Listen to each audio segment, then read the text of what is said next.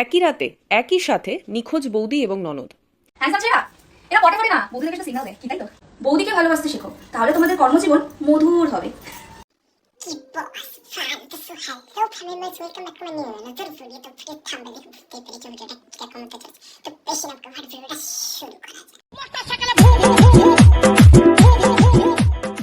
মনের মধ্যে ফুটেছে ফুল, হাতে আছে গজা, বান্টু মুখে বলে দিদি, তো চুষবে তত মজা।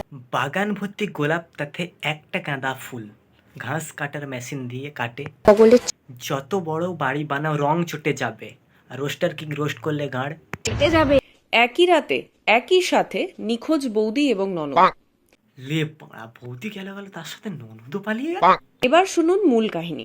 ঠিক, মূল কাহিনী তো শোনার জন্য এসেছি, তারপরে তো খেলা হবে। বাথরুম যাচ্ছি বলে সেই যে বেরোলো, আমি পারি না আর পারি না। তারপর থেকে আর খোঁজ নেই বছর 22-এর গৃহবধূর। আরে পাগলা চোদা ফ্যামিলি মেম্বার, খোঁজার কোনো প্রয়োজন নেই, সে তার প্রেমিকের সাথে পালিয়েছে। একই সাথে নিখোঁজ তার প্রতিবেশী এক ননদ। প্রতিবেশী ননদ পালিয়েছে, এটা তো আমি আগেও শুনলাম, কিন্তু বৌদির বয়স 22 বললে, কিন্তু ননদের বয়স কত? ননদের বয়স বছর 17। ঠিক তাই, বৌদিকে খুঁজে কোনো লাভ নেই। যদি খোঁজার হয় তাহলে ননদকে খোঁজো, কারণ তার বয়স 17। যদি বিয়ে দিতে পারো আবার একবার। আচ্ছা, 17 বছরের ননদকে খোঁজার পর যদি সে এইরকম জিনিসটা করে বিয়ে দেওয়ার পর আবার। मेरठ के ब्रह्मपुरी क्षेत्र का रहने वाला सौरभ राजपूत लंदन से अपने घर लौटा तो उसकी बेवफा पत्नी ने उसका कत्ल कर दिया।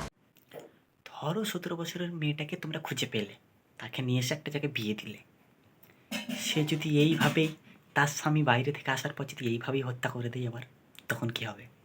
তখন কি হবে? सच पूछताछ में मुस्कान ने कबूल किया कि उसका अफेयर पड़ोस में रहने वाले साहिल शुक्ला से चल रहा था। প্রেম করেছি বলে কি মেরে দিতে হবে? তুইও তো পালিয়ে যেতে পারতিস।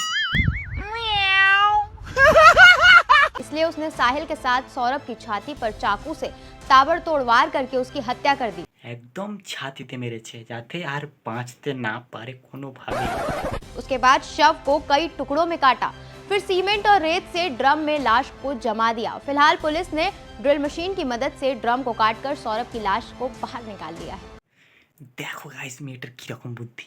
প্রথমে তার প্রেমিককে নিয়ে এসে তার স্বামীকে মারলো, দ্বিতীয় নম্বর সে তার বডিটাকে মানে স্বামীর বডিটাকে পিস পিস করে কেটে ওই ড্রামের মধ্যে ভরলো, তারপর সিমেন্ট নিয়ে এসে ওই ড্রামের মধ্যে দিয়ে প্যাক করে দিল যাতে সিমেন্টের সাথে বসে যায়, বডিটা কেউ যাতে না বুঝতে পারে, দিয়ে পালিয়ে গেল।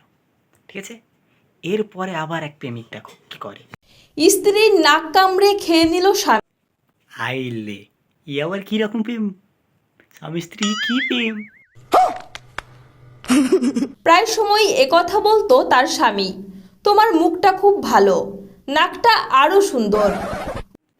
একটা মেয়ের নাক মুখ সুন্দর হবে এটা স্বাভাবিক, তা বলে তুমি নাকটা খেয়ে নেবে? নাক লম্বা বলে আপনার নাক কামড়ে দেবে?